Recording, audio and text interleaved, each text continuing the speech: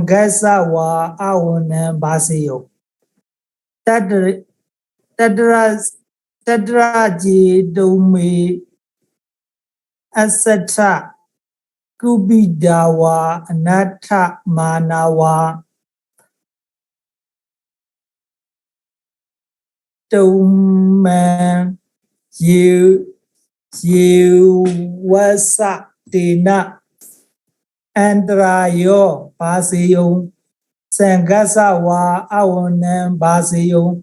Tadrasi dome asata kubidawa anata manawa abi nu dome presen subasidan dubasidan ajaneyatadi no hidan bandi mamanwa bikawe pare awana baseyo Dhammasawa awanan baseyo Sangasawa awanan baseyo Tadra domehi abudado nebe titabam idibedan abudan idibedan attacham nati sedan amesu nasa panedan amesu sanvijadidi. Great. So now we could go back and maybe start looking for nominatives. So the first one, if we read again, Mamam wa vikave pare avannam bhaseyum dhammasav avannam bhaseyum sangasava avannam bhaseyum. So here the nominative is pare, right? Yes. So, what do you think about this nominative? Any special thing about this nominative? What is the function?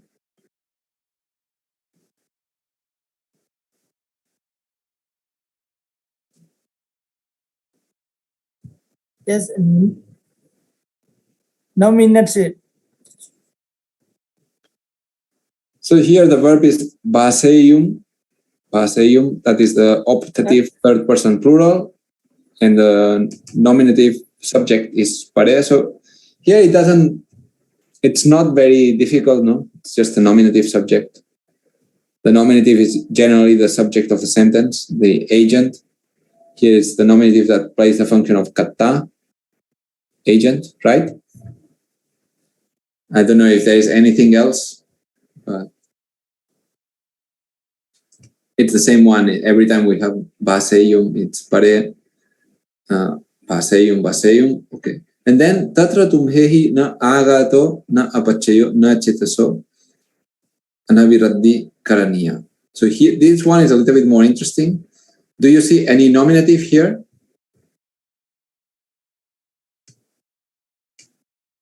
Agato, apacheyo, anaviraddi. Those all words are in nominative case. Right. And how about karaniya? Karaniya should be done. That's tabbaniya. So where is the verb of this sentence? Karaniya, we have to insert. We can insert whether karaniya, honti, hoti. Right. You can use hoti if you take each one separately, or honti if we take all of them collectively.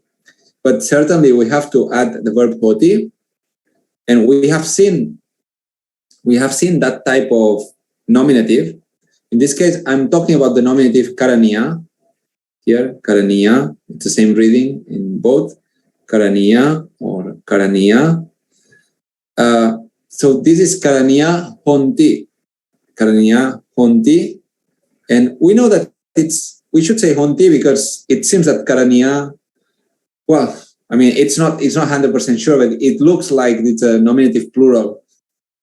because we have agato is masculine, apachayo masculine, chetaso, and anaviraddi, that will be feminine, so karaniya. But if you take anaviraddi karaniya it takes the last one is feminine, so karaniya is a feminine. In any case, it's hoti karaniya. So karaniya, what kind of nominative is karaniya? According to what we have seen, according to Vijasekara. Do you remember what type of nominative we call this one? Karaniya.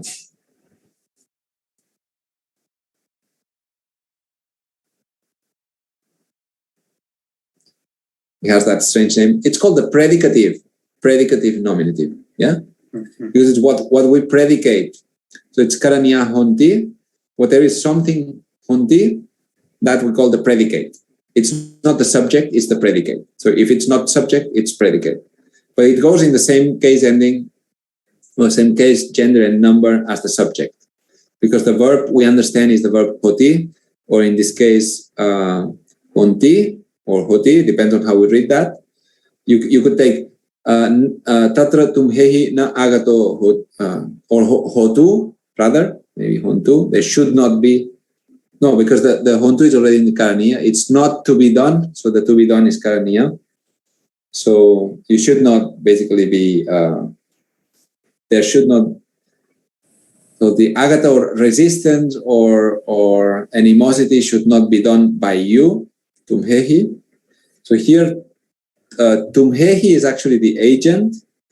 Agato and all these nominatives are the subjects of the passive sentence. Karaniya indicates a passive. That is kamakaraka, yeah? So we have this nominative agato or apachayo cheta, so that this is the patient subject. Technically speaking, this is kamma. Is that correct? You agree with that? So technically speaking, should be agato na karaniyo hoti. Agato na karaniyo hoti. Tumhehi. Tumhehi agato na karaniyo hoti. Tumhehi apachayo na karaniyo hoti. Tumhehi chetaso anaviraddi na karaniya hoti. Something like this. So here we have an example of a nominative that is not the usual subject of the active sentence like before. So this nominative pare that we have seen before and this nominative agato or karaniya, they are different types of nominative. So we should be able to indicate how they are different. Yeah.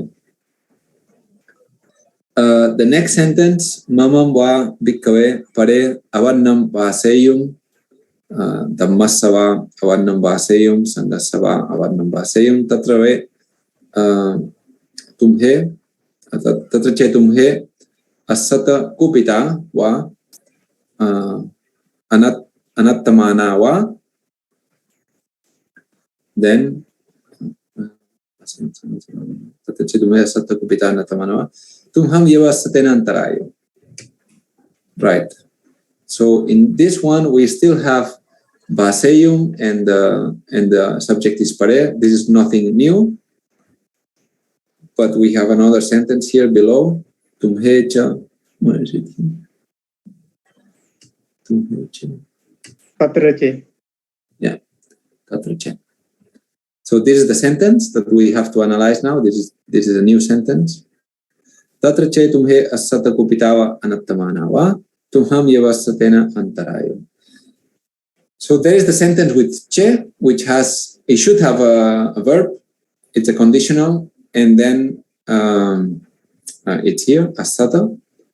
And tumham yeva assa tena antarayo, the verb is assa, which is an optional. So we have a conditional asata or optional optative with che. If you would be kupita and anattamana, then tumham yeva assa tena antarayo. Antarayo assa. Now, what are the nominatives that you can see here, Venerable Teja or anyone else who would like to participate in the discussion? In the highlighted area, what are the nominative words?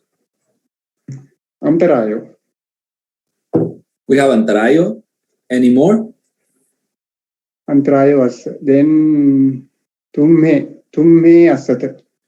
Tumhe is also nominative. Any more nominatives?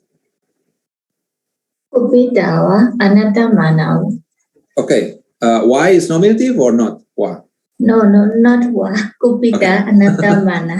Okay, just kidding. So kupita and anattamana. Yes. Now we have four words in the nominative. We start with the first one, tumhe. What is the function of tumhe? Tumhe. Normally, it's agent. Tumhe assata. Right. So it's the agent or it's the subject of the verb asata, which is, after all, it's a verb to be. It's just that it's in the optative or potential or. So if you all would be, but it's still the verb to be. And what happens with the verb to be is that it will have a nominal predicate. So we have kupita and anattamana. What kind of nominatives are kupita and anattamana? Those are apposition. In this case, they are not apposition, they are predicative. No? Predicate. Yeah. Yeah. Because there is the verb to be, and because they are adjectives, if you see, Bante, they are not nouns. So kupita and anattamana, they are basically, kupita is technically a passive participle, but you can take it as an adjective, as a verbal adjective. And anattamana means also unhappy or dissatisfied. So if you would become angry and unhappy, something like this. So these are adjectives and they go after the verb to be. So we call them predicative nominatives. Yeah. And then we have another one, antarayo. So what is the function of antarayo? Antarayo. That's also subject. Antarayo assa. Right. So it's a subject of assa. Perfect. It's the same like tumhe assata. This tumhe is the subject. And antarayo assa, that's the subject of assa. And here we have a word that is not completely regular. That is tumham. Which case ending is tumham? It should be accusative. Looks like accusative, but what is... So how do you translate tumham yeva assatena antarayo? Because of your anger, the danger is for you. Right. So we have... Let's go step by step. So the main part would be antarayo assa. So if you would become unhappy, basically angry and unhappy, and we understand, then there would be assa, antarayo, that is a danger. Tumham yeva. So tumham goes with yeva. That means to you only, or of you only. You translate it as your, which that would be a kind of genitive, right? Of you, your. So tumham looks like tumhakam, but abbreviated. There's tumhakam antarayo assa. There would be danger for you, to you. Is that correct? Or how do you take tumham here?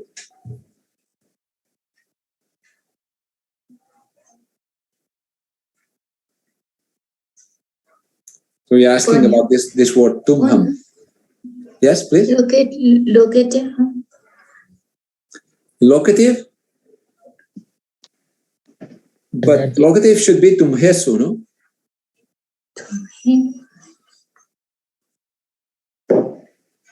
So what shall we do with tumham? Maybe it's look like genitive. I think it's or dative or genitive, either one, and they both play a similar function. The genitive actually has a very open function of sambandha, and the dative, when the dative goes with the verb to be, it also indicates the recipient of the action, the person who is affected by the by what's happening. In this case, there is danger to you all, or there would be, your danger would be there. A danger for you, a danger of you, your danger would be there. And it's tumham yeva, so for you, for yourself only. So there will be danger for yourself precisely or only. This yeva is emphasizing that it's tumham yeva. So if you become angry with the others, actually you are making a danger for yourself only. And tena indicates, tena means because of that, because of getting angry and dissatisfied, then there would be a danger for you all. Something like this. So tumham here, it seems to be an alternative form of tumhakam. Tumhakam or tumham.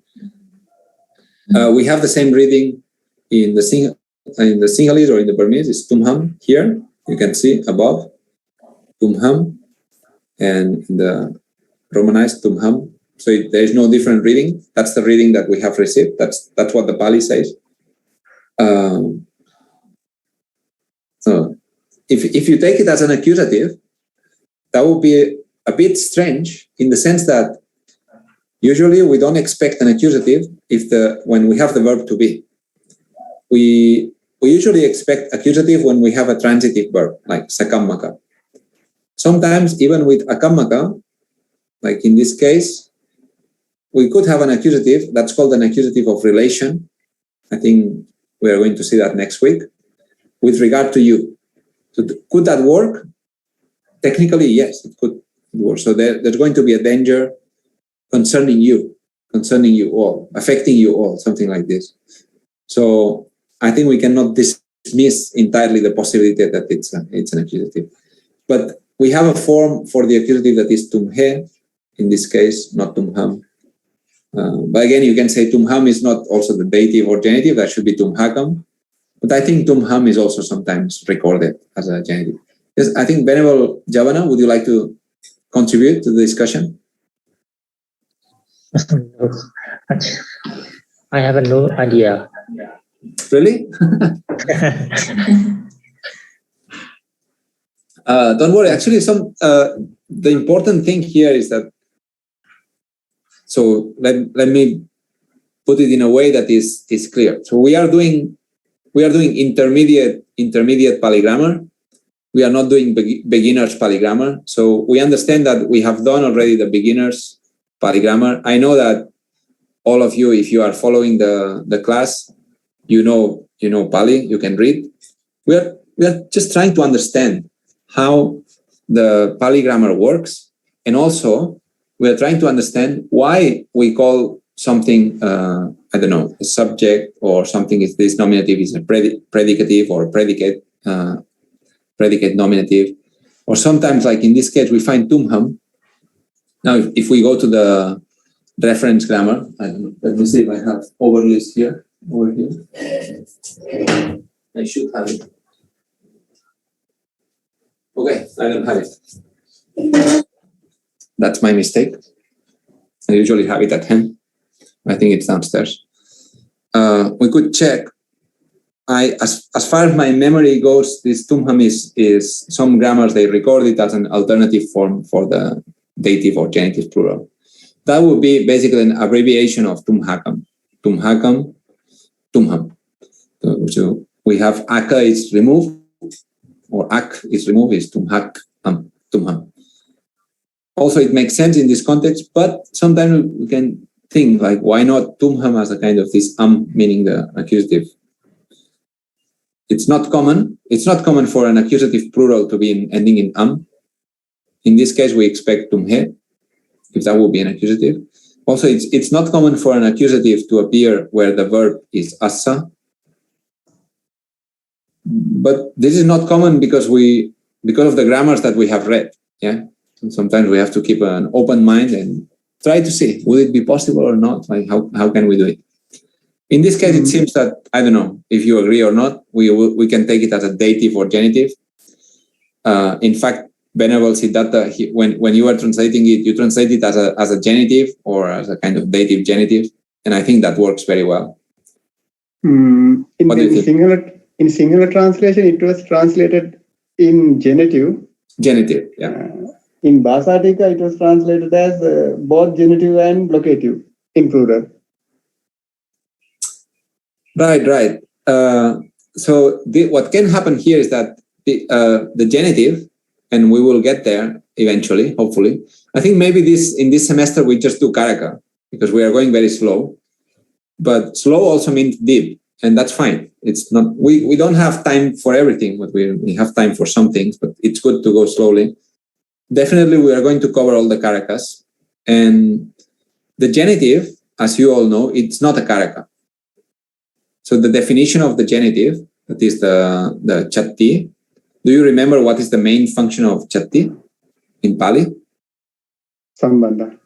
The main function is sambandha. That is completely correct. There is another way to call it. The first function that comes to mind in grammar, they will say, well, this is Sami Vachana or Sami.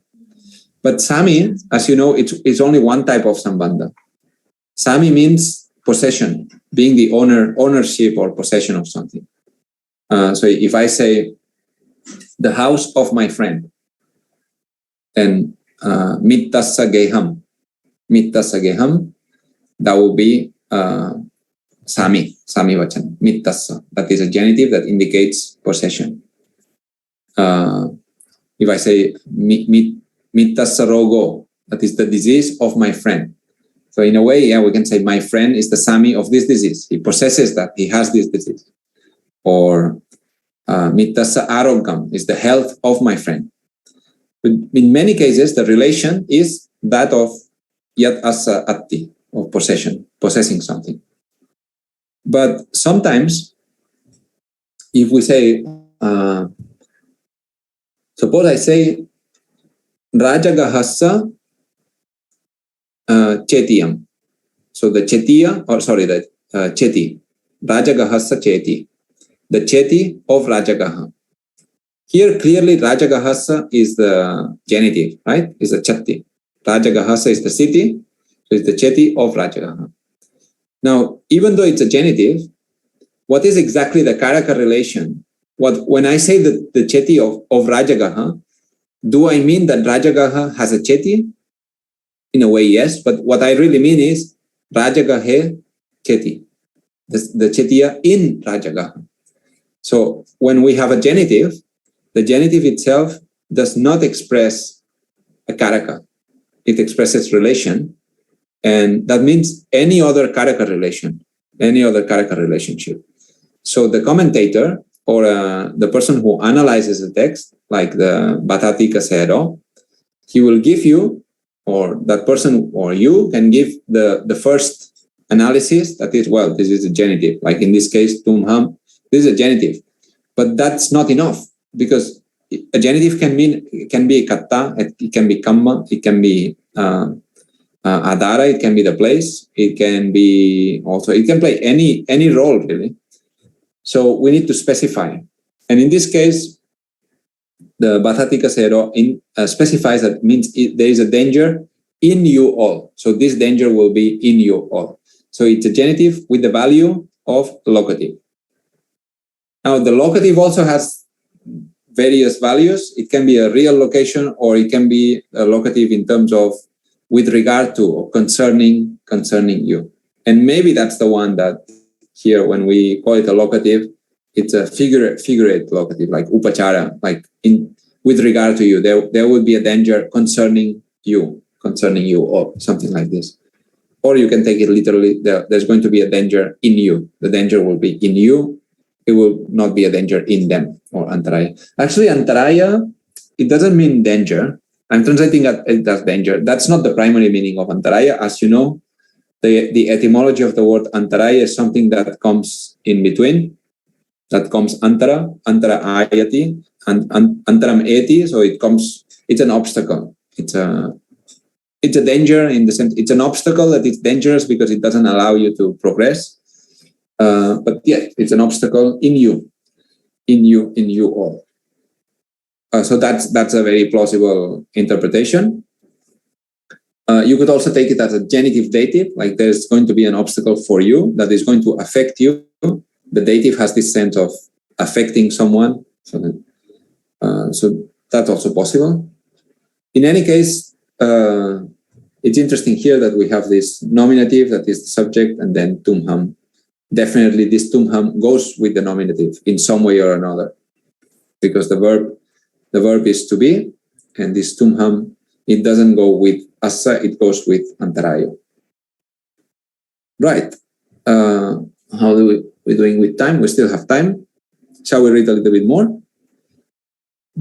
Let's see here. Mama wabi kabaya. I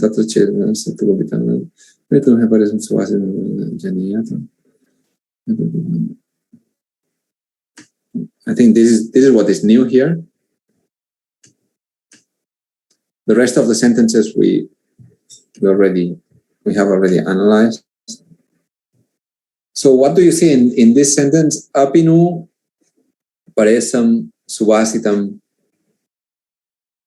Here you can see that there is a difference between the Sinhalese and the Burmese edition. The Burmese means the Romanized, but it's actually the Chata Sangayana. It has tumhe. So we can try to analyze this also. But the Sinhalese has apinu paresam subhasitam dubbasitam tumhe. You have the tumhe here. Ajaneyata. And in the Burmese, we have apinu tumhe paresam subhasitam dubbasitam ajaneyata.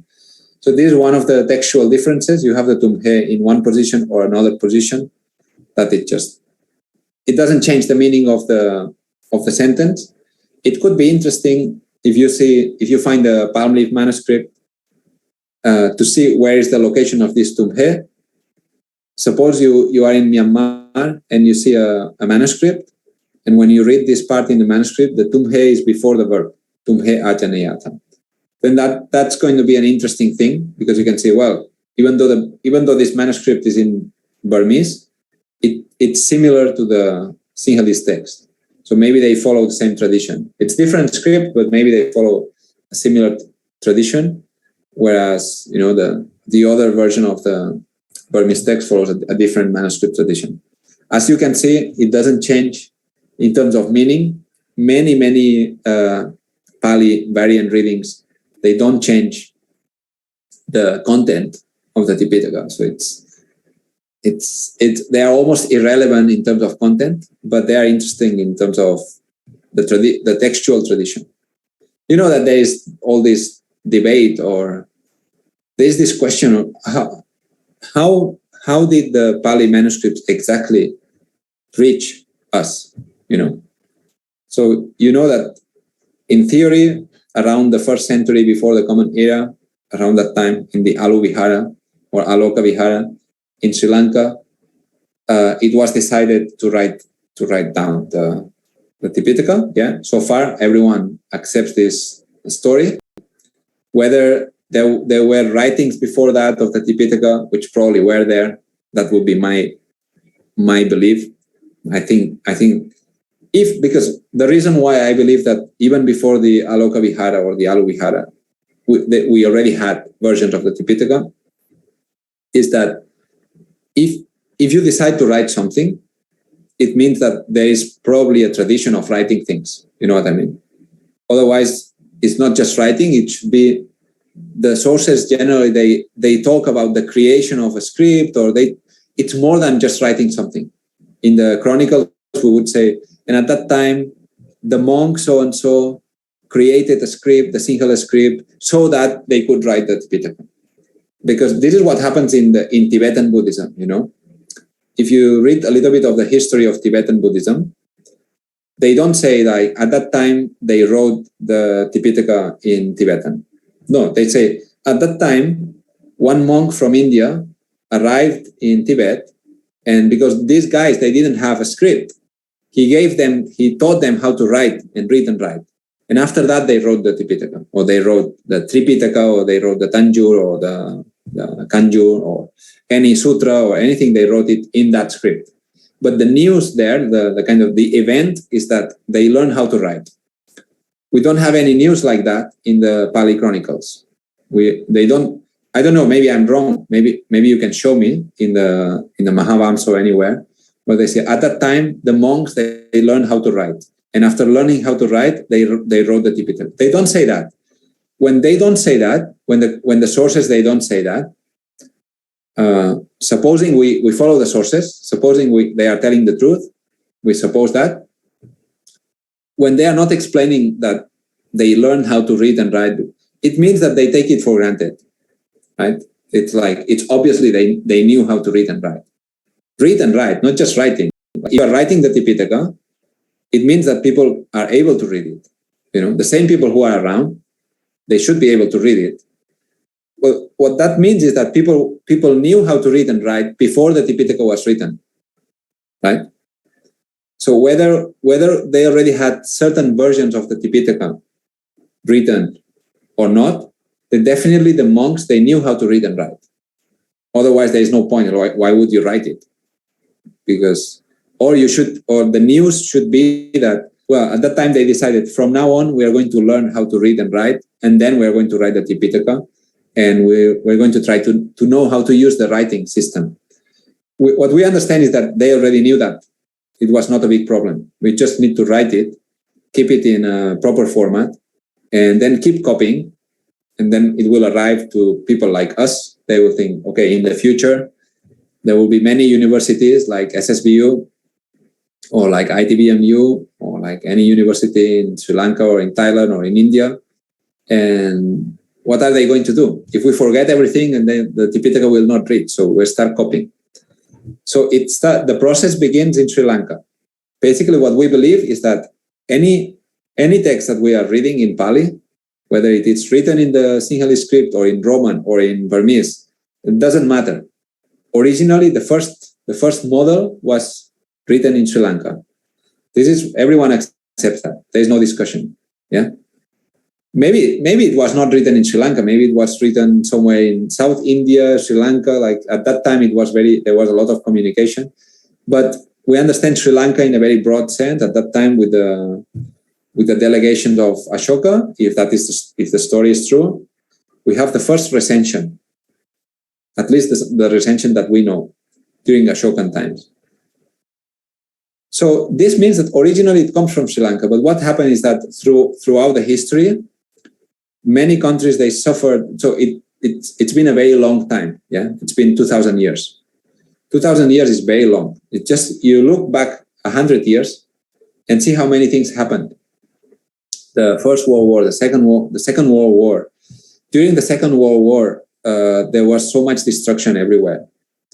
Then if you look a little bit back before the Second World War, there's the colonial period in Sri Lanka, in Myanmar, in other parts, in India also. So this also implied lots of loss and destruction in terms of local traditions, including the Pali tradition. Of course, some things were saved, but many things disappeared. In Sri Lanka, for instance, from the 15th century, when the Portuguese arrived, when the Dutch arrived, when later on the British arrived, it was very difficult to preserve the tradition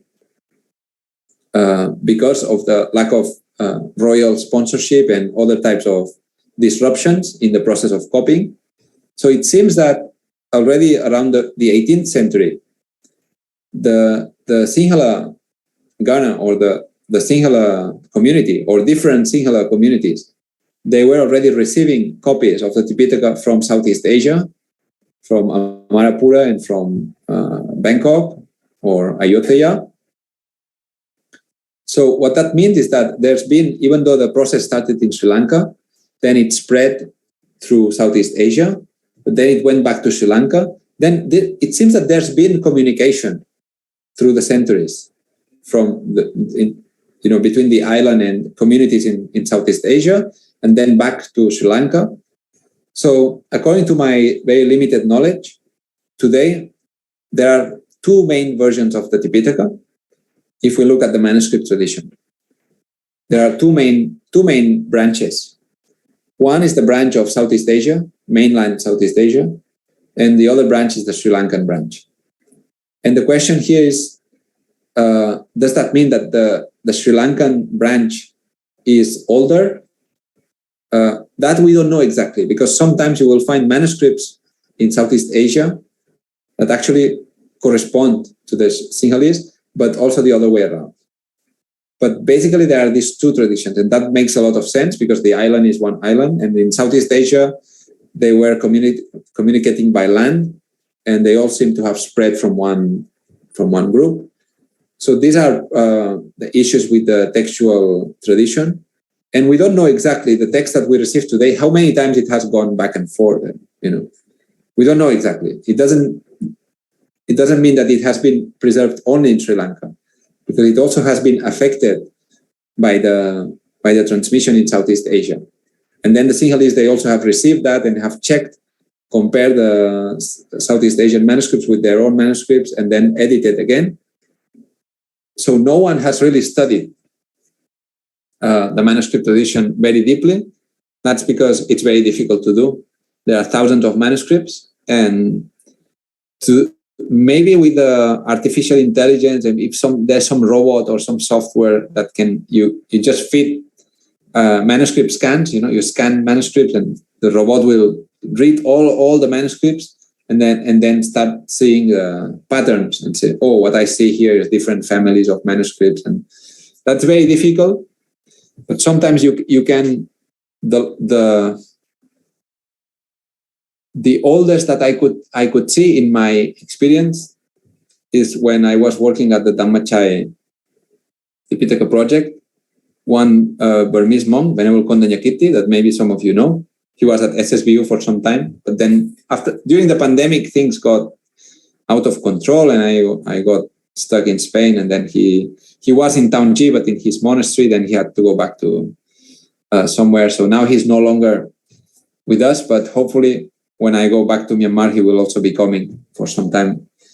He knows a lot about manuscripts, and he could trace a few editions of the Pali in Burma, and then you can see, okay, this corresponds to a manuscript that was edited in the Kombang period. This is a manuscript that was edited under the editorship of Venerable Jnana Vivamsa in the time of Bodopaya, the King Bodopaya. These kind of things you can know from the colophon. At the end of the manuscript, you see a kind of note, and they say this manuscript was copied like this. And sometimes there is a longer note. They say this was it was visoditam, it was purified, or it was edited by such and such Sayadaw, who was the royal guru, the Raja guru, etc., etc. So when we find this information, we can trace. Okay, this corresponds to that kind of edition. Edition means it's not a printed edition; it's a manuscript edition. But how old is that edition? This is 150 years old. If we try to go back, we say, what about in the 15th century? What about in the 10th century? What about in the 7th century? We don't know. We don't have information. We don't know exactly how things. And then some scholars, they try to go by internal comparison. Whatever we have today, we compare and see, especially trying to see what happened with the commentaries and so on. But it's such a complex task that no one really knows exactly how. So how many trips and how many recensions there have been of the Tipitaka. Only one thing is sure, it's very evident, is that the Tipitaka, whether you take a manuscript of the Digha Nikaya from Myanmar, from Thailand, from Sri Lanka, from Laos, from Cambodia, you take that manuscript, you compare it with the other manuscripts of other countries, it basically is the same. So the consistency, how the text has been well preserved through so many centuries, this is unique. It's quite unique. Because if you look at other texts, especially in Sanskrit, it's not necessarily Buddhist texts or like any manuscripts from literary work in Sanskrit. For instance, you all know about the Mahabharata, no? Mahabharata is this epic, Sanskrit epics, the Mahabharata with the Kurus and the Pandavas. They fight in this big war, and then you have the Bhagavad Gita and these famous stories in the Mahabharata. So people say, oh, this is in the Mahabharata, this is in the Mahabharata. Actually, there are two versions of the Mahabharata. depending on the manuscripts that you look at. And even if you go deep into the manuscript tradition in Sanskrit, you'll find so many variants that sometimes they are two different texts. You cannot say that it's the same text. Someone edited so much, they remove one part, they wrote it again, and it's like the same thing like you have in Myanmar, you know the stories of the Panchatantra and the Hitopadesa, because these are kind of children's stories. They are similar to the Jatakas. So if you look at the textual tradition of the Panchatantra and Hitopadesa in Sanskrit, basically there are different, it's not the same book. It's like every time that someone writes this book, it's very difficult to create a kind of edition that contains all the different versions. It's better to edit. You edit this one as one, the other one as different one. You separate them. It's not the same book.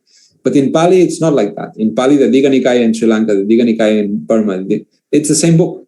It's the same. Sometimes you find, okay, here, Tumhe is in the beginning. The other one, Tumhe, is at the end. Does it change the meaning of the sentence? No, not at all. It's exactly the same sentence. So just change one word. These are the types of changes that we see. Bigger changes are very rare. This type, okay, we're moving a little bit here. Instead of nu, you have tu. Okay, this is nu or tu because you confuse you can see in Sinhalese the na and the ta are very similar. So who knows when they move to here. When they change from the old Burmese script to the new Burmese script, then there are some changes. You know that, for instance, in the old Burmese script, the sa and the pa are very similar. Sa, like let me try to get an example. You can have a word like sopaka or sosaka. Sopaka or sosaka. So the sa and pa are very similar. Almost they are easy to confuse in old Burmese script. If you read the inscriptions, the stone inscriptions, it's difficult because they are square. It looks like a square like this, open in the top. But so then you will see sometimes in the manuscripts that one manuscript reads sa, the other one reads pa.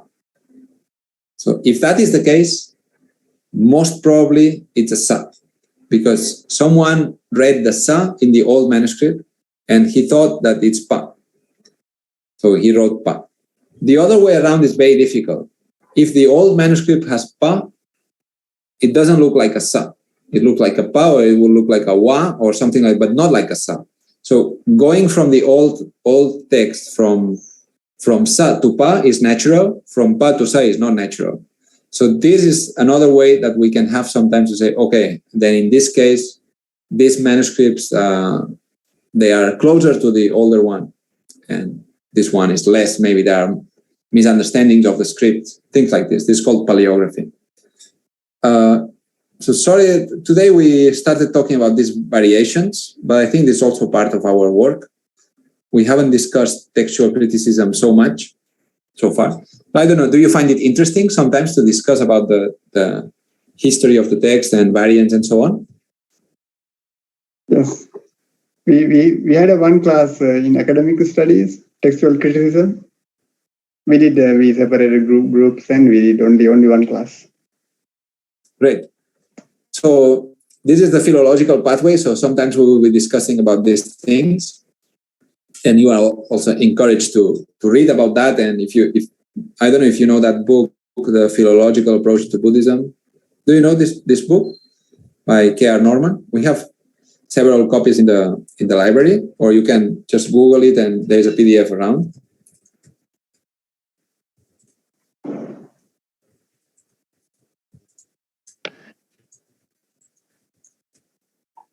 This is the title, Philological Approach to Buddhism. And just to make things easier, I think I'm going to share them.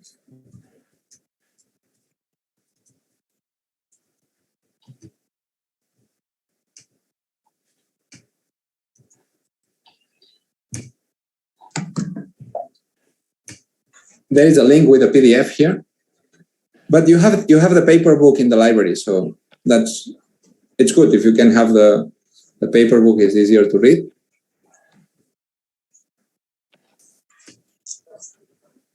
So that will be all for today. I think the time is up.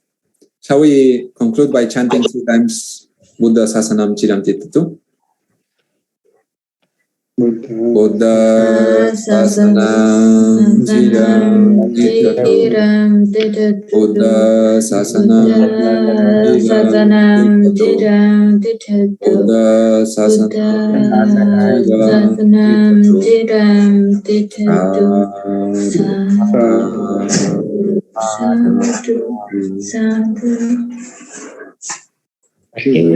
Thank you very much. I will share the link to the Zoom recording on the Viber group. Yeah. If you have questions, if there are things that are difficult in the class that you don't understand, if you need anything, you can use the Viber group. You can ask any question there in the community group, or you can send me a private message if you need. Yeah. If you want to send me a message directly to me, feel free to do that. You can contact me anytime. Yeah. This is a group, so I'm there. If there is some question, something that is not clear, or I didn't explain something properly, we can go back to it and try to work on it. Yeah? But thank you very much, and see you all next week. Take care. Thank you. Recording stopped.